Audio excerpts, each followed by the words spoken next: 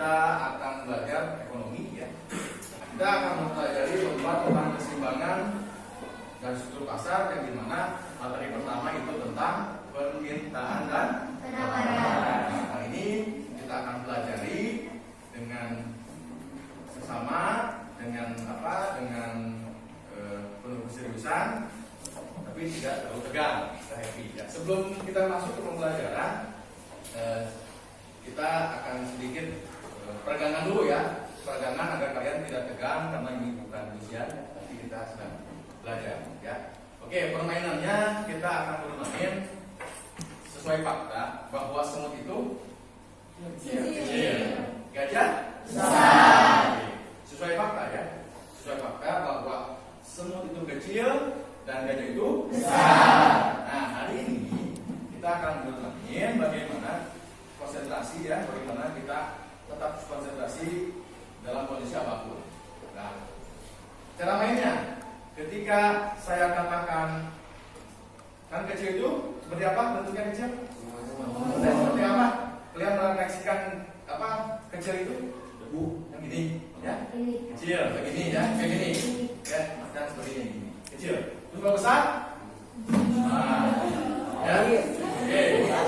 Nah, ini kita balik ya. Kita balikin. Ketika faktanya kecil atau katakan kecil, maka kalian kan versinya harus besar. Kalau ketika saya besar, kecil. Paham? Kalau kita coba semut betul. Kalian fokus. Kalau gajah kecil. Ini yang versinya. Gajah besar. Oke, silakan. Ada ditunjuk ketika kata tes. Semut gajah harus ketika gajah yang tunjuk orangnya berarti harus refleks langsung kan? Semut gajah, semut gajah, semut. Ekspresinya mana? Semut gajah, semut gajah, gajah.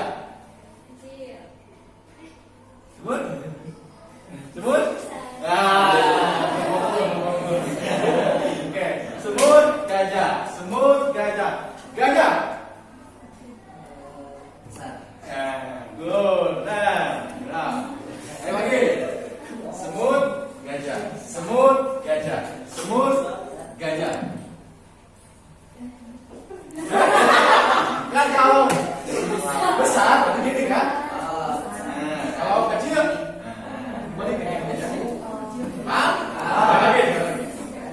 Semut bagus, semut gajah, semut gajah, semut kecil. Belum fokus, kita belum fokus. Lagi. Semut gajah, semut gajah, gajah. Kecil ya. Gajah. Oke, dan berikutnya. Jadi kita harus fokus. Kalau kita fokus, berarti kita siap untuk menerima apa? Tanpa harus ngeblank dulu. Ya, oke, siap. Karena kita sudah siap, kita fokus semua. Kita langsung ke materi saja. Materi yang akan kita pelajari untuk hari ini itu keseimbangan dan struktur pasar. Nah, kompetisi dasar yang harus kita pahami yaitu untuk pengetahuannya.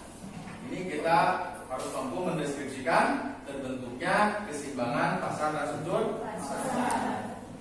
Lalu untuk keterampilannya kita mampu menyajikan hasil pengamatan tentang perubahan harga dan kuantitas keseimbangan di pasar. Karena ini berhubungan bagaimana di pasar itu berhubungan dengan permintaan dan penawaran yang dilakukan oleh pembeli dan penjual.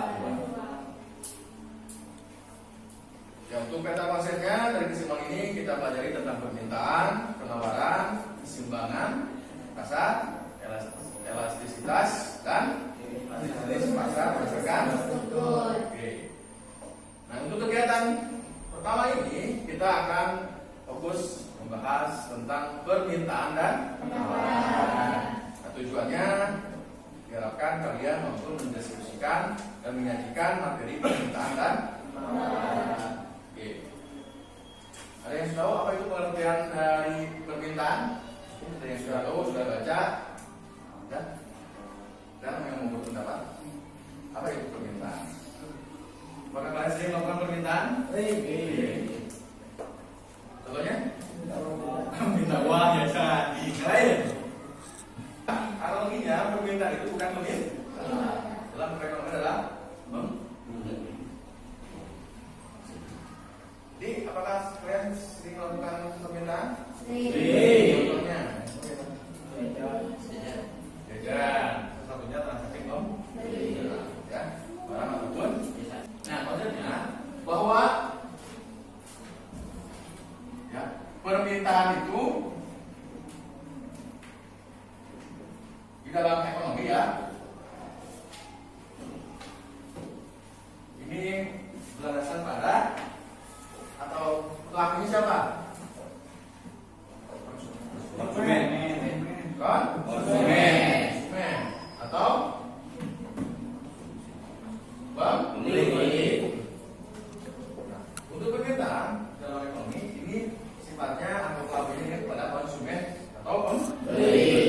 Artinya ketika masuk ke konsumen atau pembeli, maka ini artinya melakukan permintaan itu adalah membeli, bukan meminta, tapi membeli. Itu. Ada pengertiannya apa? Pengertian dari permintaan itu adalah jumlah keseluruhan barang dan jasa yang ingin dibeli oleh konsumen pada berbagai macam tingkat harga. Contohnya kan ada contoh ketika harga buku tulis 18.000, berapa orang yang beli? Ketika naik harganya menjadi 20.000, berapa yang dibeli? Itu artinya pembelian itu disebut dengan permintaan sesuai dengan kebutuhan oleh masyarakat. Nah, jenis-jenis permintaan itu kan ada permintaan. Nah, di permintaan itu berdasarkan daya beli itu ada 3. Yang pertama apa? Efektif. Permintaan efektif. Terus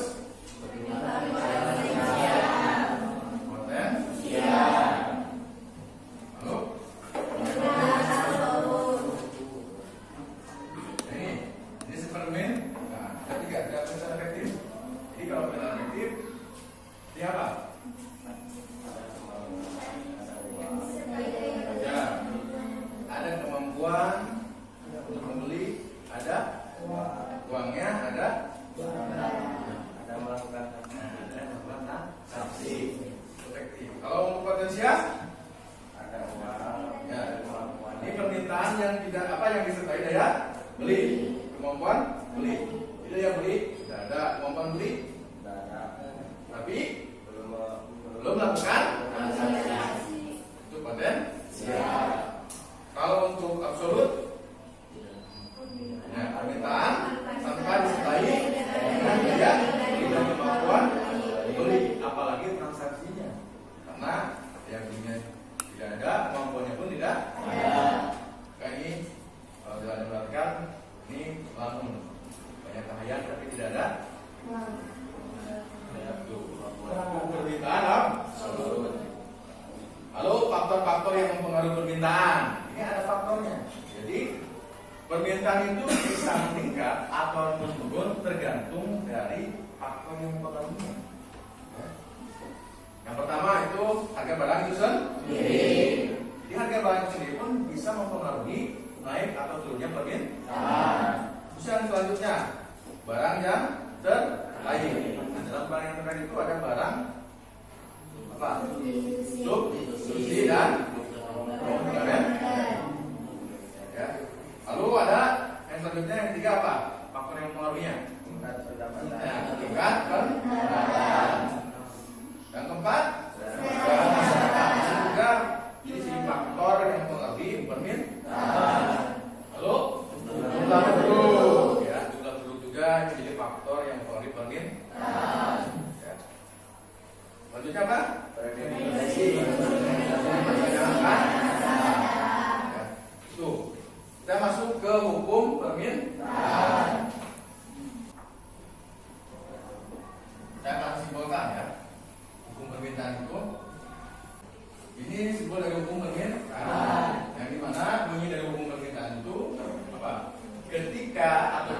harga turun, maka barang naik.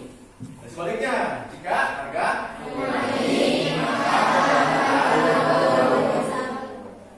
nih, dia hukum perbedaan bunyi ketika harga naik, maka jumlah permintaan yang diminta itu jadi turun. Terus jika harga turun, maka naik. Jumlah barang yang diminta akan naik. Ini hukum dari permintaan.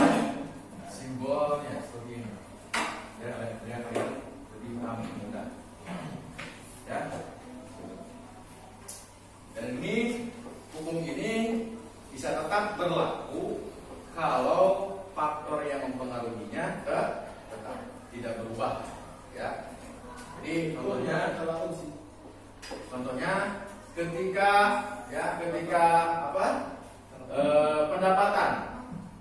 pendapatan ini bertambah seseorang, maka akan tidak berlaku hukum permintaan. Tetapi jika pendapatan itu tetap, maka berlaku hukum permintaan. Paham? Dan karakteristik dari permintaan itu adalah negatif atau berbanding terbalik. Sesuai ketika ini kan, ketika harga naik, maka dia kebalikannya. Jumlah yang diminta kan ya, tuh karakteristik dari permintaan. Lalu kita masuk ke fungsi, ya. Fungsi permintaan. Cirinya agar mengetahui fungsi permintaan ini benar atau tidak, kita lihat antara P U dengan Q itu harus dipisah sama dengan. Dan di antara P dan Q ini harus berbeda status. Kalau Q-nya plus dengan sama dengan, maka P-nya harus dan ketika P-nya plus, kita bisa Q-nya berarti harus min. Ini ciri dari fungsi permintaan. Selanjutnya kurva permintaan. Ya. Kurva permintaan. Nah, kita pahami ya bentuk dari kurva permintaan. Ya. Agar kalian nanti paham mana sih bentuk dari kurva permintaan. Nah, seperti ini. Bentuk yang jadi kan sudah paham? Oke, untuk mengingat atau semakin memahami, karena kita akan praktek mempelajari, mengamati atau memahami lebih dalam untuk konsep dasar permintaan dan penawaran. Oke, kita akan bagi kelompok ya, buat proyek ya. Proyeknya adalah bagaimana dalam konsep permintaan dan penawaran ini, mana sih pernyataan yang masuk ke permintaan dan penawaran. Kita bagi 4 kelompok ya. Kita berhitung dari 1 sampai 4.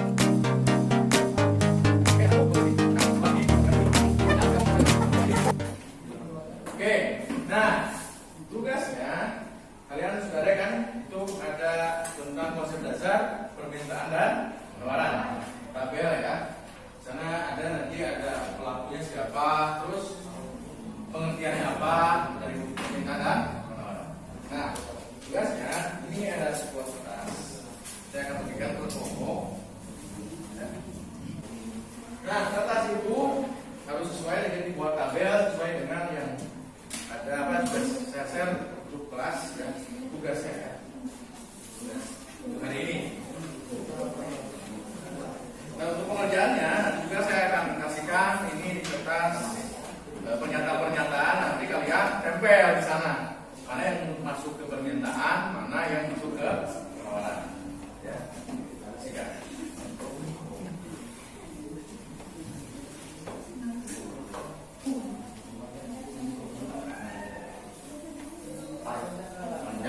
Nah, silakan sekarang kalian di kertas yang besar itu, kertas pelaku ini kalian buat dulu tabel sesuai yang sudah saya kasihkan. Lalu nanti pernyataan yang ada di yang sudah saya kasihkan juga tempel di sana. Silakan. Bikin dulu tabel sesuai yang dikasihkan oleh saya. Silakan. Dibuat.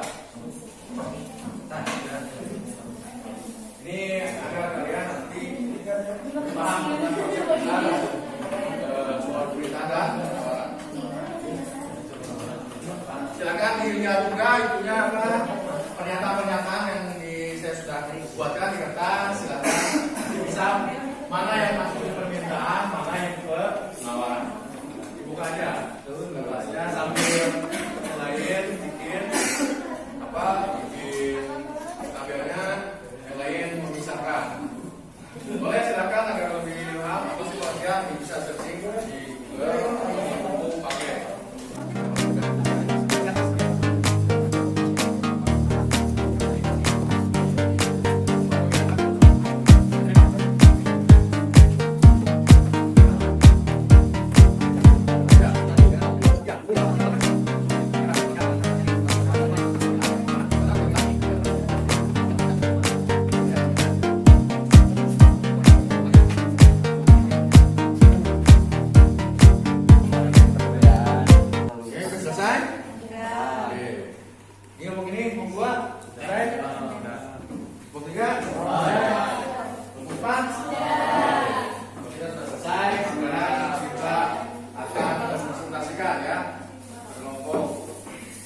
Siapkan ya untuk orang yang nanti akan presentasi tentang proyek ini atau tugas ini ya.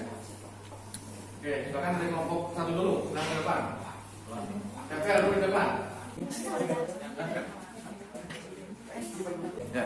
Oke, silakan saudara Salwa akan mempresentasikan hasil pekerjaan dari kelompok satu. Baik, Assalamualaikum warahmatullahi wabarakatuh.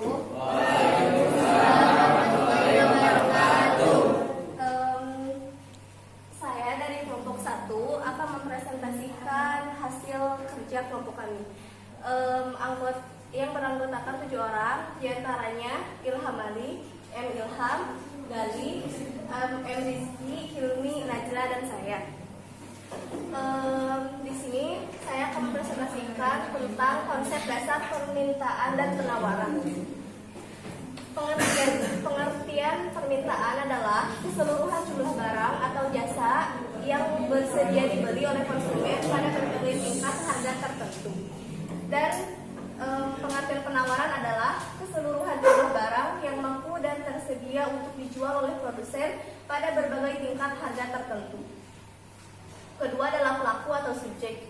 Pelaku permintaan adalah konsumen dan pelaku penawaran adalah produsen. Yang ketiga adalah faktor-faktor yang mempengaruhi. Faktor yang mempengaruhi permintaan adalah harga barang itu sendiri, tingkat pendapatan barang lain yang terkait, jumlah penduduk, selera masyarakat, serta prediksi konsumen tentang kondisi pada masa mendatang. Dan faktor-faktor yang mempengaruhi penawaran adalah kemajuan teknologi, jumlah produsen atau penduduk, pajak, harga barang, biaya produksi, bencana alam, dan prediksi produsen tentang kondisi pada masa mendatang. Yang keempat adalah jenis-jenis. Jenis-jenis dari permintaan adalah yang pertama permintaan efektif, yang kedua permintaan potensial, dan yang ketiga permintaan absolut. Dan jenis-jenis penawaran adalah yang pertama penawaran pasar dan yang kedua penawaran perorangan. Hukum dari permintaan ialah jika harga naik maka permintaan barang akan menurun, dan jika harga turun maka permintaan barang akan meningkat. Lalu hukum dari penawaran ialah jika harga naik maka barang yang ditawarkan juga akan naik, dan ketika harga turun maka penawaran barang juga akan menurun. Lalu yang keenam hubungan harga P dan jumlah barang Q. Hubungan harga permintaan yaitu berbanding terbalik dengan harga, sedangkan hukum dari penawaran berbanding lurus dengan harga.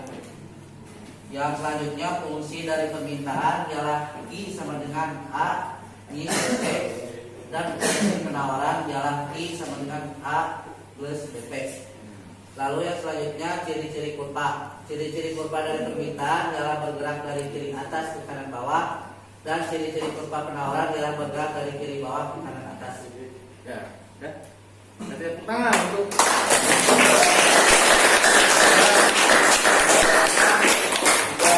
presentasikan hasil proyek dari kelompok satu. Ya, silakan. Terima kasih. Oke. Oke, gimana? Sampai sini dan dipaham tentang konsep dasar permintaan dan penawaran? Kita akan berkelompok bagaimana? Silakan. Bagaimana kita belajar materi permintaan dan penawaran? Alhamdulillah, dengan cara metode pembelajaran ini kita menjadi lebih paham dan lebih lanjut. Oke, yang lain kelompok ini. Ada yang mau pendapat dari hasil pembelajaran barusan dengan tugas seperti itu? Alhamdulillah, dengan adanya tugas ini kelompok kami jadi lebih mudah untuk memahami konsep dasar permintaan dan penawaran. Oke, terima kasih.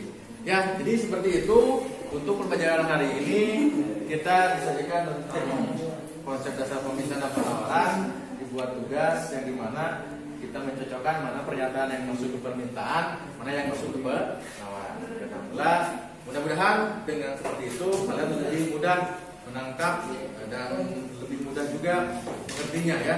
Itu saja mungkin untuk pertemuan kali ini. Mohon maaf ya jika ada kata-kata yang tidak mengenakan. Untuk minggu depan kita akan masuk ke materi selanjutnya. Itu saja yang dapat saya sampaikan. Wassalamualaikum warahmatullahi wabarakatuh. Waalaikumsalam.